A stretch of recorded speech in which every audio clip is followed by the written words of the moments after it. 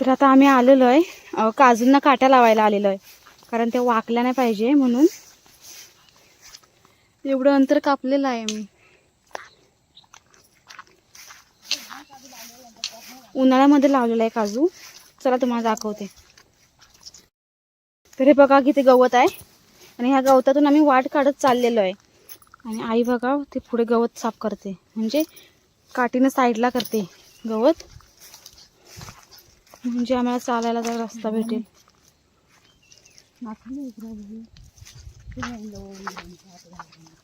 गवत भरपूर आलं इकडे.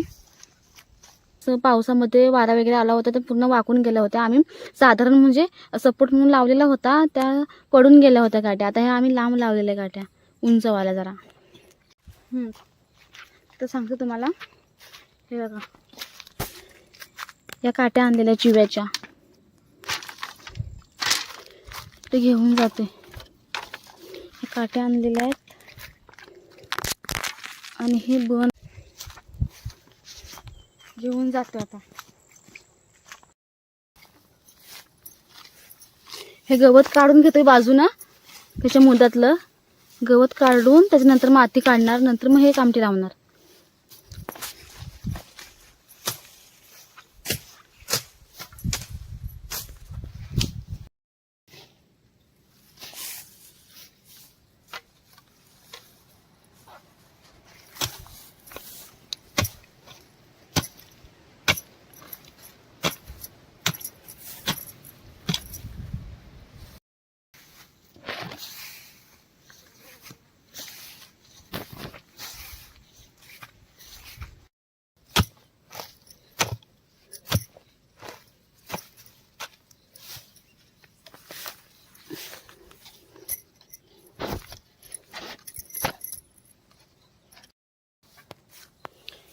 तर बघा आम्ही आता असं गवत बाजूला करून माती टाकून वरती आणि याला ही कामटी लावलेली आहे.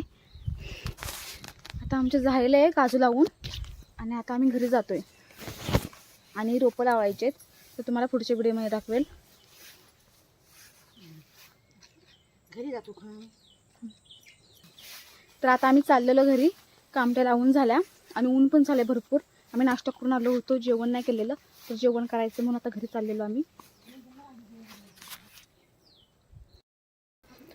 ऊन लागतंय भरपूर.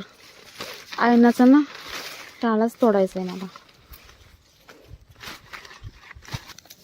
सगळे आणू.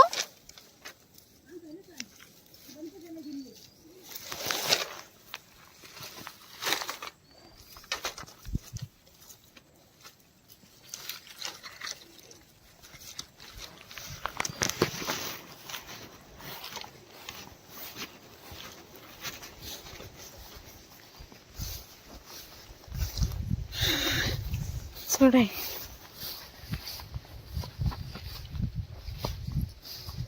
ठेव इकडं.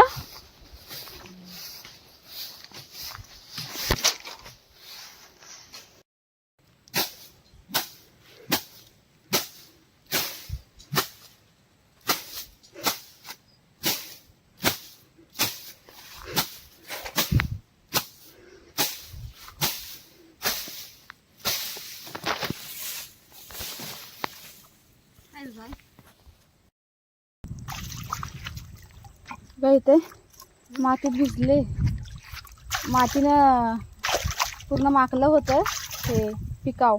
तर आता आम्ही इथे ना हे इकडे ना आमच्या कोकणामध्ये कातळाच्या ठिकाणी ना अशा टाक्या असतात, हे बघा. आणि तिथे पाणी साचलेलं असतं आणि पाणी पण स्वच्छ असतं.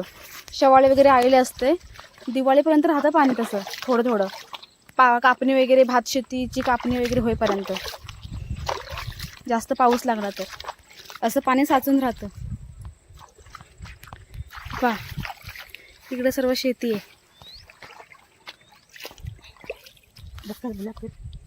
करतोय जरा क्लीन करून घरी घेऊन जातोय.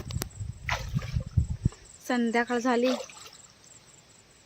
चला आता आम्ही घरी चाललेलो.